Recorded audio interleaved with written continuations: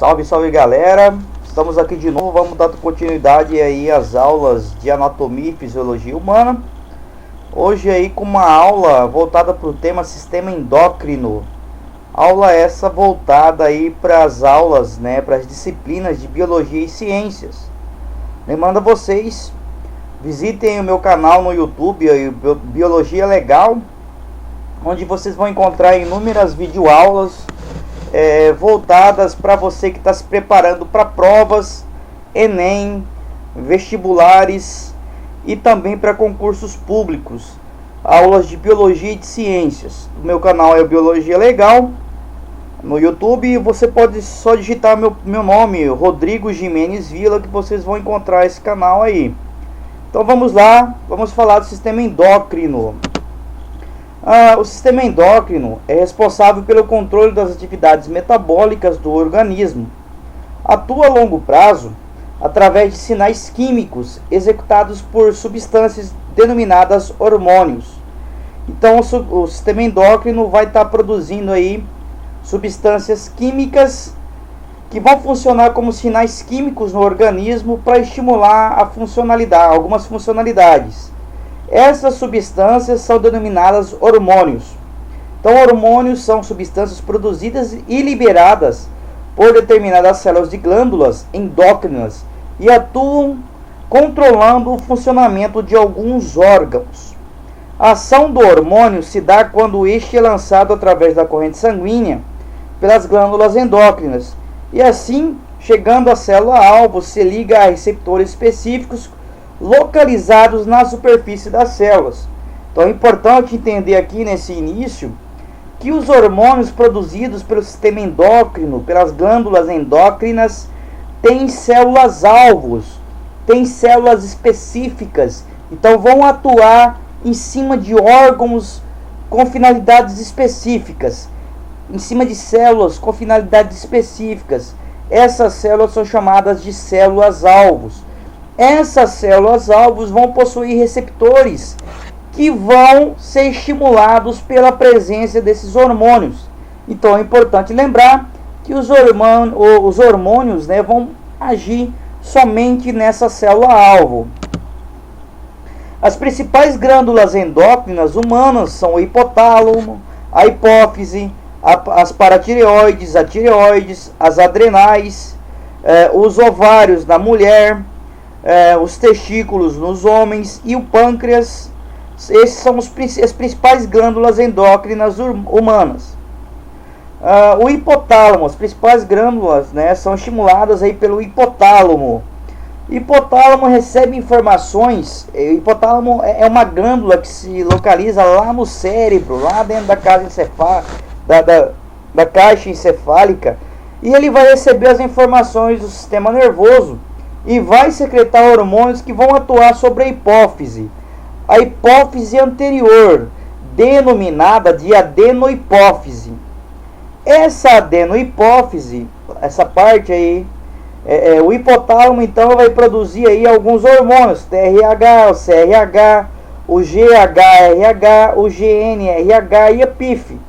Vamos ver aí o que cada um desses hormônios vão fazer. Esses hormônios ou eles atuam estimulando a produção de alguma coisa, ou eles atuam inibindo a produção de alguma coisa.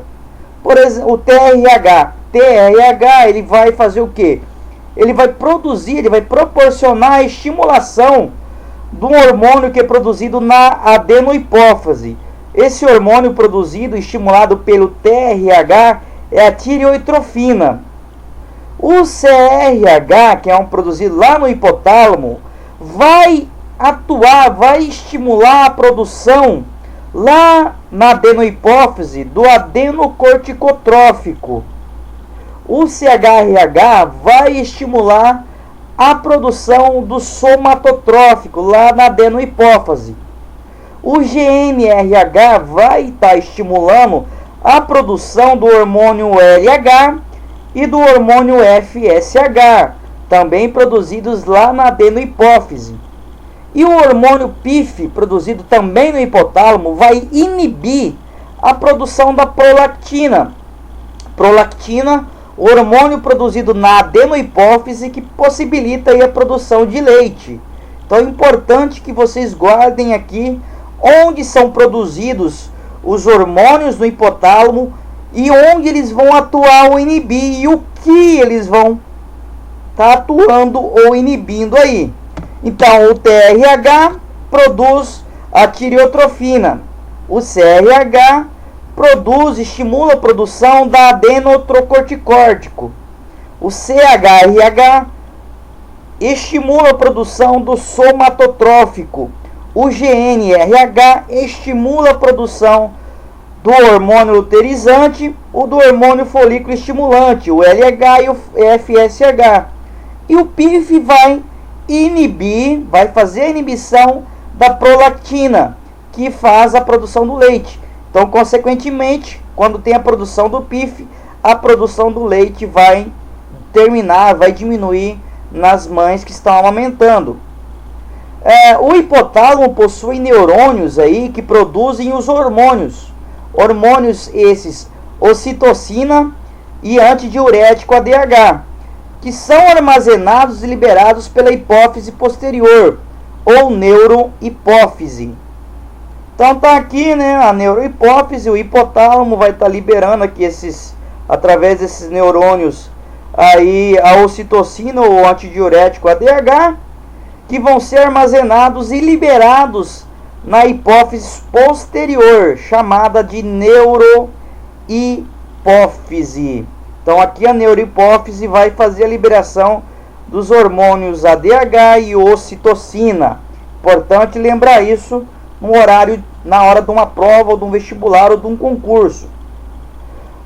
Vamos falar agora sobre a adenohipófise.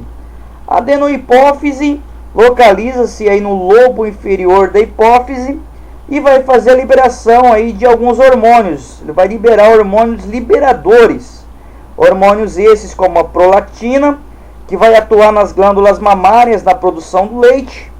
A gonadotrofina, que vai atuar nas gônadas masculina e feminina, testículo lá nos homens e ovários nas mulheres. O tireotrófico, que vai atuar na tireoide. O adrenocorticotrófico, que vai atuar nas glândulas suprarrenais. E o hormônio somatotrófico, né, que vai estar atuando aí no crescimento dos ossos e das cartilagens. Hormônios da adenohipófise. Hormônio do crescimento, hormônio somatotrófico, chamado de GH ou SH. Esse hormônio do crescimento ou somatotrófico promove o crescimento das cartilagens e dos ossos. E vai estar também influenciando o metabolismo das proteínas, carboidratos e lipídios. A deficiência do hormônio do crescimento na infância provoca o nanismo, que é essa imagem aqui, condicionada pela letra A. O excesso na infância vai provocar uma aceleração do crescimento, um crescimento exagerado do indivíduo, que vai provocar aí o gigantismo, representado aqui por esse indivíduo aqui, que teve esse crescimento exacerbado em excesso. E o excesso no adulto vai provocar uma doença ou uma característica chamada de acromegalia, que vai trazer alguns distúrbios aqui em mãos, pés, juntas, línguas e olhos, e também em dentes, que vai crescer muito aqui a maxila e vai causar alguns distúrbios aqui. Então é importante lembrar aí sobre o hormônio do crescimento, o GH ou SH, que causa a deficiência, o nanismo.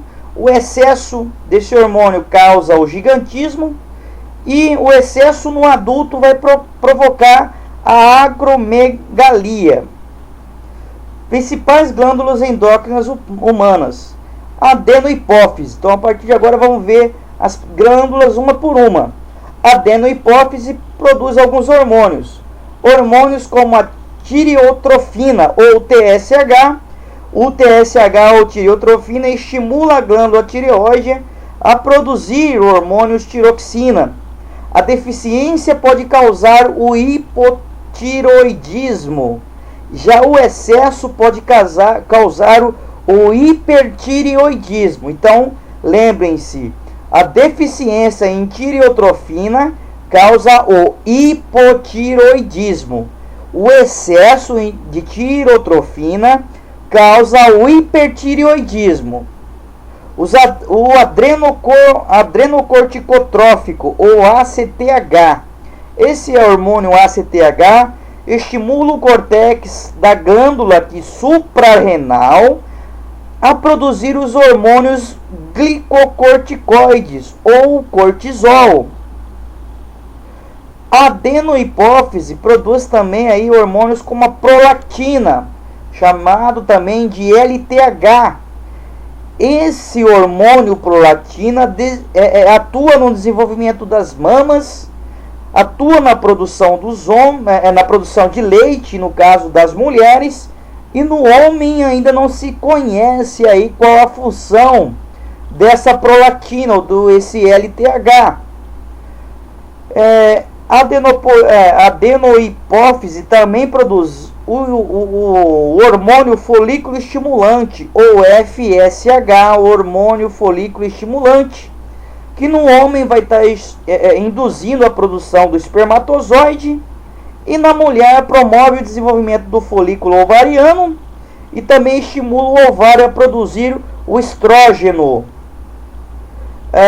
O hormônio luteirizante, ou LH, atua no homem e vai induzir o testículo a produzir a testosterona, que é o hormônio sexual masculino. Na mulher, estimula a ovulação, né, ou seja, a liberação dos óvulos que já foram produzidos no desenvolvimento embrionário. É importante lembrar que o espermatozoide no homem é produzido em toda a sua vida sexual ativa. Já na mulher, o óvulo é produzido somente durante o desenvolvimento embrionário e vai ser liberado durante a sua vida sexual ativa, nos processos de estimulação, de ovulação. E quem faz essa estimulação da ovulação é justamente a luteinizante, o hormônio luteinizante. A neurohipófise vai armazenar e liberar dois hormônios produzidos pelo hipotálamo. Um aqui, o antidiurético, ADH, ou vasopressina. Esse antidiurético, ADH, é liberado quando o volume de sangue cai abaixo de certo nível e estimula a reabsorção de água nos rins. Com isso ocorre a diminuição do volume da urina excretada. Daí o nome, né, de hormônio antidiurético. E ele vai permitir que ocorra aí a retenção de água no organismo. A deficiência do antidiurético provoca uma perca de água excessiva e muita sede, e a síndrome denominada de diabetes insípidos. Então, o antidiurético, o anti-DH, o ADH, né, vai atuar lá nos néfrons, lá nos rins, e vai fazer aí, vai estar atuando no processo de formação da urina, permitindo a reabsorção de substâncias úteis e a eliminação de substâncias excretas. Então, o ADH aumenta a permeabilidade dos ductos coletores. Agora aqui, né, o outro hormônio aqui é da neurohipófise, a ocitocina. A ocitocina promove concentrações no útero, as contrações no útero durante o parto. Então é a ocitocina que vai ser produzida lá na neurohipófise no momento do parto, ou quando a mulher está prestes a dar à luz, e vai continuar a ter aí, vai começar a ter as contrações que vão culminar aí com expelir aí o feto, né, o bebê, para fora do corpo da mãe, ocasionando aí o parto natural. As contrações das musculaturas lisas das glândulas mamárias também, né, vai causar a injeção do leite, também é ocasionado aí pela ocitocina. Importante lembrar aí que essa ejeção do leite aí é estimulado aí pela liberação da ocitocina. Essa produção da ocitocina muitas vezes é proporcionada pela sucção da mama pelo bebê. Então a mulher vai ter as contrações na hora do parto, vai ter a produção da ocitocina que vai fazer essas contrações do parto. Porém, terminado isso aí, algumas mães, né, no caso, esse hormônio para de ser produzido. Então a mãe não consegue liberar o leite que está ali nas suas mamas. E aí é necessário se procurar um banco de leite que toda cidade, todo município geralmente tem, para fazer, né, tratar o nenê, amamentar o bebê. Mas é importante que essa mãe que não está tendo a liberação do leite permita que o bebê faça a sucção de sua mama, que com isso vai estimular aí a neurohipófise a liberar a ocitocina e consequentemente estimular aí a liberação do leite, né, da mama e do leite para o bebê. Importante lembrar disso. Agora aqui vamos falar da tireoide. A tireoide é uma glândula localizada no pescoço, aqui logo abaixo das cartilagens aqui da glote, ou do que nós chamamos aqui de pomo de Adão. Essas glândulas tireoides vão produzir aí 3 hormônios: o triiodotironina, ou T3, o hormônio tiroxina, ou T4, e o hormônio calcitocina. O T3 e o T4, aí, o triiodotironina e o tiroxina, estimulam o metabolismo energético e aumentam a taxa de respiração celular. O excesso desses 2 hormônios vai causar uma doença chamada de hipertireoidismo. Esse hiperoidismo vai causar aí a hiperatividade do corpo, causando calor e sudorose, ou seja, a pessoa vai sentir muito calor e vai suar muito. Também vai ocasionar aí a perda de peso, vai ocasionar nervosismo, vai ocasionar exoftalmia, que são olhos arregalados para fora das órbitas, e vai causar aí o bócio, que é o inchaço do pescoço, formando um papo, justamente aqui onde ocorre essas glândulas. Esse bócio chamado de bócio endêmico. Aqui o hipertireoidismo, né?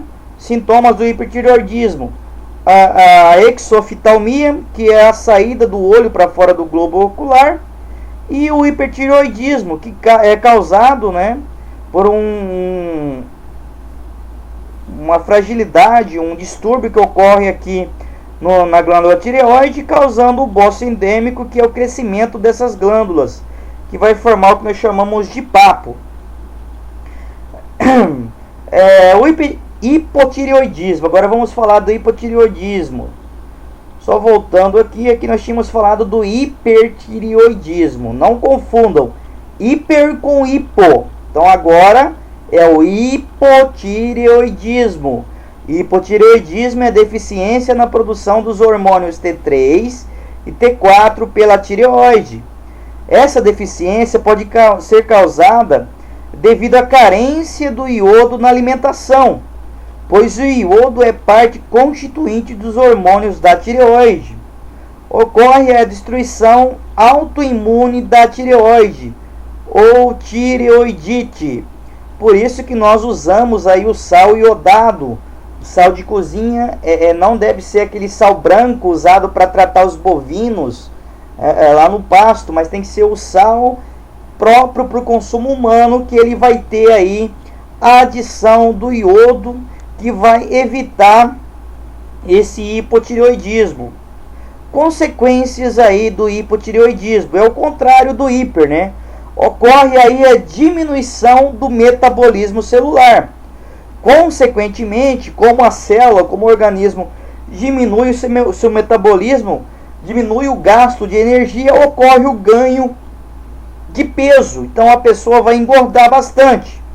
Ocorre também a bradicardia, que é chamada de desaceleração dos batimentos cardíacos. O coração vai começar a ter os seus movimentos de sístoles e diástoles um pouquinho mais devagar. E também ocorre a mixedema, que é um inchaço na pele. A pele da pessoa começa a inchar.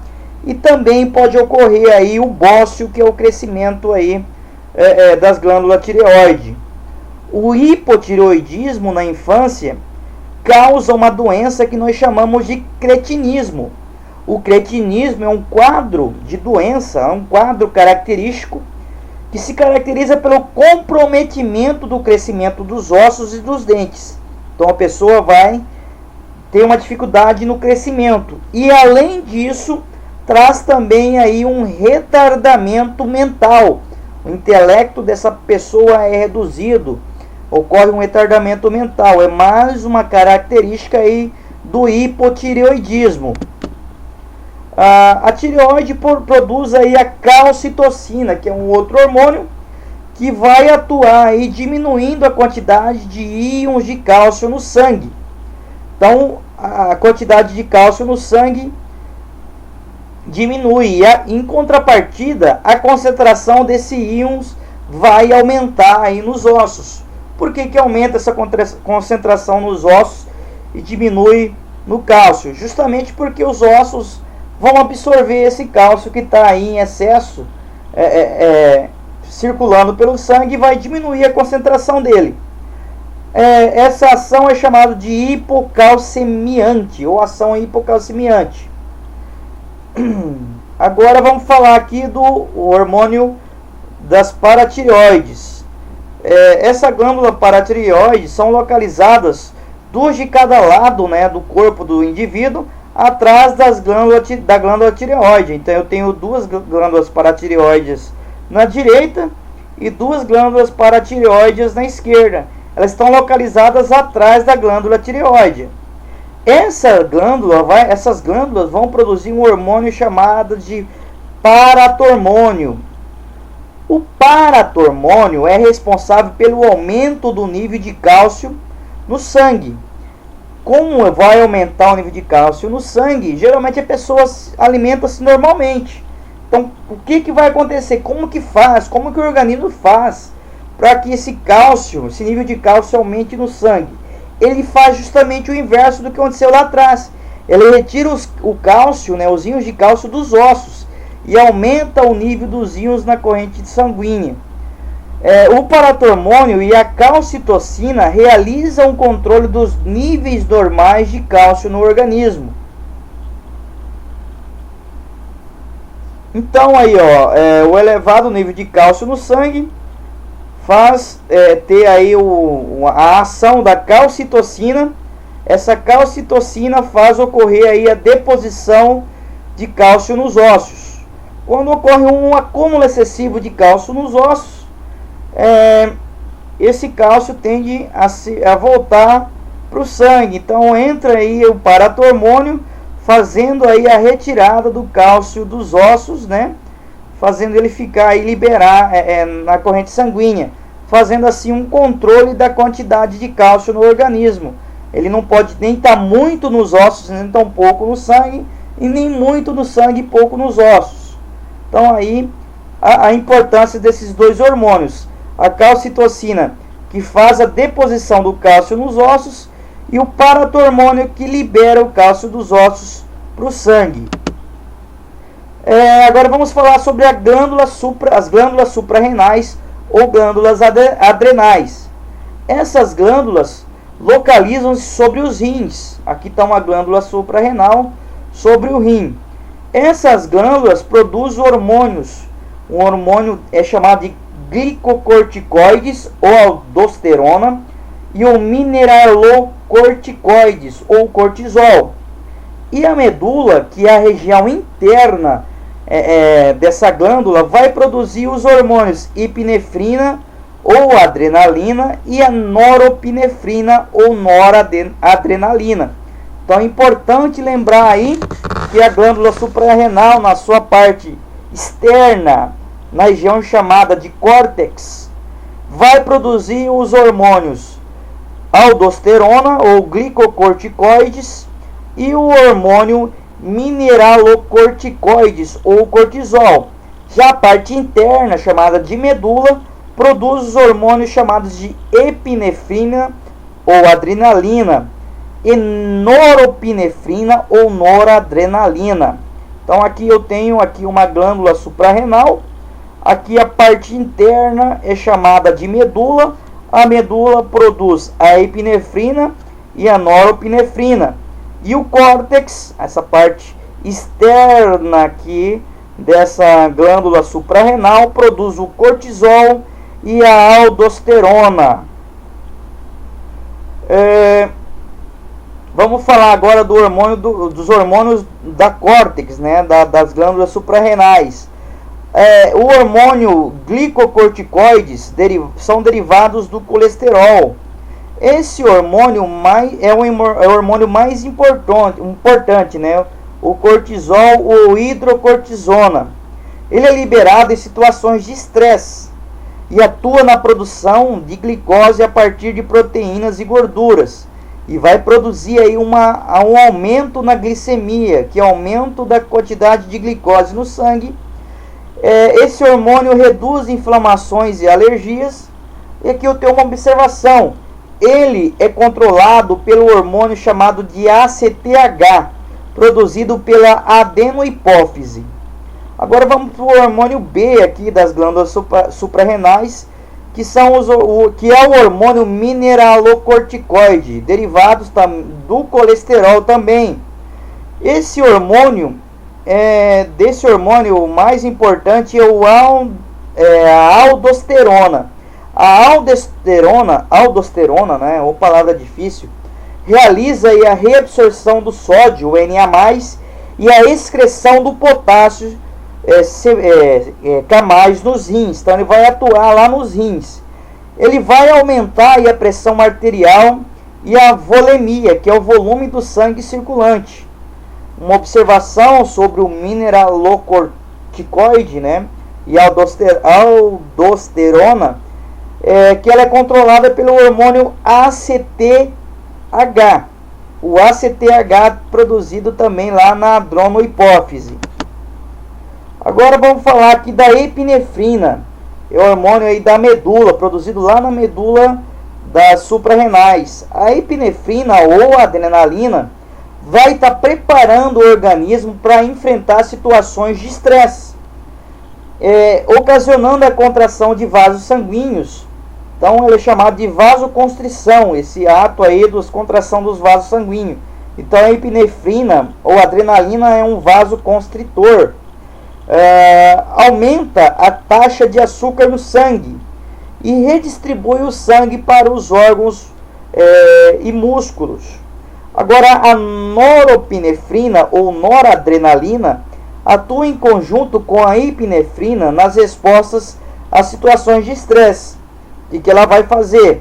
Ela vai estar acelerando os batimentos cardíacos, chamado de taquicardia, justamente para fazer aí a distribuição da epinefrina, né, para aumentar aí as reações de defesa do organismo. E a norepinefrina, noradrenalina, também mantém a pressão sanguínea em níveis normais.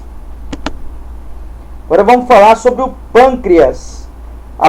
O pâncreas é localizado no lado esquerdo da cavidade abdominal. É uma glândula mista ou anfícrina, que possui aí uma porção exócrina e uma porção endócrina. Produz dois hormônios, o pâncreas, a insulina e o glucagon, na porção endócrina. E produz aí o suco pancreático, que vai agir ali no intestino delgado, na porção exócrina. Então vamos falar da insulina e do glucagon. A insulina atua após as refeições. Ela vai aumentar a permeabilidade da membrana celular à glicose. No fígado, a insulina promove a formação do glicogênio. Glicogênio, que é uma substância de reserva dos animais. A ação hipoglicemiante ocorre aí então também, que vai diminuir a quantidade de glicose no sangue. E também é produzido pelas células beta das ilhotas de Langerhans aí dos pâncreas. O glucagon atua nos períodos entre as refeições. Ele vai ter o efeito inverso da insulina. No fígado, o glucagon estimula a transformação daquele glicogênio produzido lá pela insulina. Ele vai ser transformado aqui em várias moléculas de glicose através do glucagon, que vão ser enviadas para o sangue. A ação hiperglicemiante, tá, ocasionando o aumento da glicemia, da quantidade de glicose no sangue. E vai ser produzida aí pelas células alfa das ilhotas de Langerhans. Então, o glucagon é produzido pelas células alfa das ilhotas de Langerhans do pâncreas, e a insulina é produzida pelas células beta das ilhotas de Langerhans. Aqui mostrando, né, a ilhota de Langerhans, as células alfa e as células betas, né, o vaso sanguíneo passando aqui para receber esses hormônios. Diabetes mellitus, essa é uma doença bem comum, é uma doença em que o indivíduo apresenta altas taxas de glicose no sangue. Tenho aí a diabetes tipo 1. Causa da diabetes tipo 1, a redução das células beta do pâncreas, o que leva à diminuição da produção de insulina. Então a pessoa nesse caso aqui tem que tomar insulina para manter-se normal, né, para fazer aí o seu sistema funcionar adequadamente. Porque quem produz essa insulina, as células beta aqui, ela é reduzida, essas células são reduzidas e produz pouco. O diabetes tipo 2 é causada pela redução do número de receptores de insulina nas membranas celulares. Então, nesse caso aqui, a insulina é produzida normalmente, o distúrbio vai estar nas células que não absorvem essa insulina para produzir energia, porque ela tem aí os receptores de insulina deficientes ou reduzido o número desses receptores nessas células. Agora vamos falar sobre as gônadas, os testículos e ovários. Testículos nos homens, né, localizam-se no interior da bolsa escrotal, também chamado aí de saco escrotal. Os testículos sofrem influência dos hormônios FSH e do hormônio LH, produzidos pela adenohipófise. O FSH induz a produção do espermatozoide. Importante lembrar disso na hora da prova, do vestibular ou do concurso. FSH, hormônio folículo estimulante, induz a produção de espermatozoides lá nos testículos. E o hormônio luteirizante, ou LH, induz a produção da testosterona. Testosterona, que é o hormônio sexual masculino. Hormônio esse que traz as características sexuais masculinas secundárias, como barba, voz grossa, né? Vai ser produzido lá no interior dos testículos pelas células de Leydig. A ação da testosterona aí, ó. Aparecimento das características sexuais secundárias masculinas. Barbas, os pelos pubianos, o engrossamento da voz, o desenvolvimento das musculaturas e etc. Também causa o amadurecimento dos órgãos genitais e também possibilita aí o libido sexual, o estímulo sexual, a vontade de fazer sexo.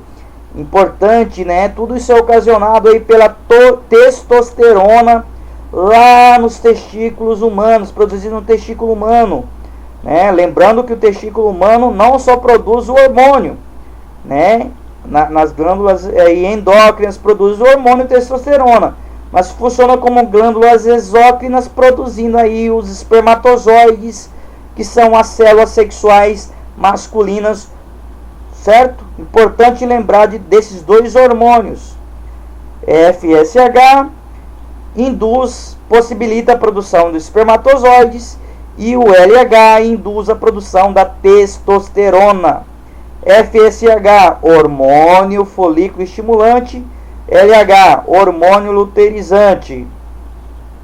Agora vamos falar dos ovários, vamos falar das mulheres. Na mulher, os ovários são localizados no interior da cavidade pélvica e vai produzir aí hormônios como o estrógeno e a progesterona. Sofrem influência dos hormônios FSH e do LH, produzidos pela adenohipófise. Então, as gônadas femininas também vão serem induzidas pelo hormônio folículo estimulante e pelo hormônio luteirizante. No caso, na mulher, o FSH vai induzir a formação dos folículos ovarianos, folículos de Graafi, e estes vão produzir aí o estrógeno, que é o hormônio sexual feminino. Com o aumento do estrógeno, ocorre o aumento da liberação do hormônio LH, o qual vai promover a ovulação e a formação do corpo amarelo, ou corpo lúteo, que irá produzir aí a progesterona.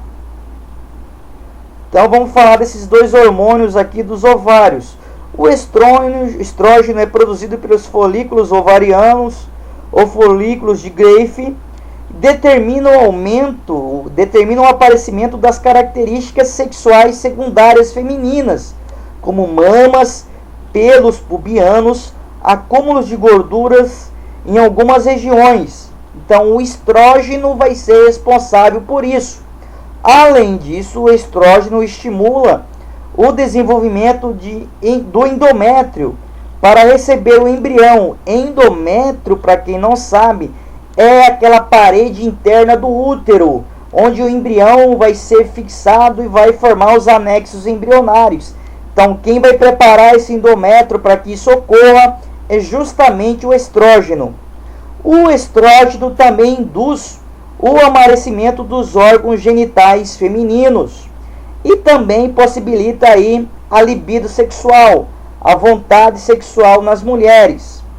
Agora, a progesterona é produzida aqui pelo corpo amarelo ou corpo lúteo, que se origina no folículo ovariano rompido durante a ovulação. Juntamente com o estrógeno, a progesterona atua preparando a parede do endométrio uterino para receber o embrião. Ele estimula o desenvolvimento das glândulas mamárias também, preparando aí a mãe para receber o seu bebê, para alimentá-lo aí durante a sua vida infantil. Agora vamos falar do ciclo menstrual. O ciclo menstrual tem um início no primeiro dia da menstruação. No início do ciclo, o hormônio folículo estimulante vai induzir o desenvolvimento dos folículos ovarianos. Os folículos ovarianos produzem estrógeno e induzem a liberação do hormônio LH, do hormônio luteirizante, pela adenohipófise. A gente vê que existe aqui um feedback, uma troca de informações, né, entre a adenohipófise e as demais glândulas. O estrógeno inicia o desenvolvimento do endométrio para receber o blastocisto. Blastocisto, que é o embrião que acabou de ser fecundado, acabou de ser formado pela fusão aí do espermatozoide do óvulo. Que essa fecundação, essa fusão ocorre nas trompas uterinas. No 14º dia da menstruação, do ciclo menstrual, o hormônio LH atinge níveis máximos e ocorre a ovulação. Então, ocorre a liberação do ovócito 2 ou do óvulo, lá em torno do 14º dia do ciclo menstrual. O folículo rompido origina-se do corpo lúteo, ou corpo amarelo, que vai estar produzindo aí então a progesterona. A progesterona, produzida pelo corpo lúteo, atua em conjunto com o estrógeno no desenvolvimento do endométrio, aumentando sua espessura e vascularidade para a eventual gravidez. As altas taxas de estrógeno e progesterona inibem a liberação do FSH e do LH, que por consequência ocorre o atrofiamento do corpo lúteo. Dessa maneira, os níveis de progesterona caem de forma acentuada e a redução brusca na taxa desse hormônio faz com que a mucosa uterina sofra a descamação e ocorre aí então a menstruação. Essa menstruação, essa descamação só vai ocorrer no caso se a mulher não engravidou. Se ocorrer a gravidez, o embrião implantado na parede uterina produzirá o hormônio HCG, ou gonadotrofina coriônica humana, o qual estimulará o corpo lúteo a manter a produção de progesterona e de estrógeno. Por volta do 4º mês de gestação, o corpo lúteo degenera-se e a placenta passa a produzir o estrógeno. Então aqui, ó, no 4º mês, quem vai passar a produzir o estrógeno do 4º mês de gravidez, no caso, né? Na verdade vai ser aí, produzir o estrógeno e a progesterona vai ser a placenta. E essa placenta vai manter aí a mucosa em contínua proliferação. Bom, pessoal, essa foi mais uma videoaula. Grato pela atenção de vocês. Bons estudos. Se gostaram dessa videoaula, deem um like, deem um joinha, compartilhem aí nas redes sociais e se inscrevam aí no meu canal e mandem também sugestões de novas videoaulas. Um abraço e até a nossa próxima videoaula.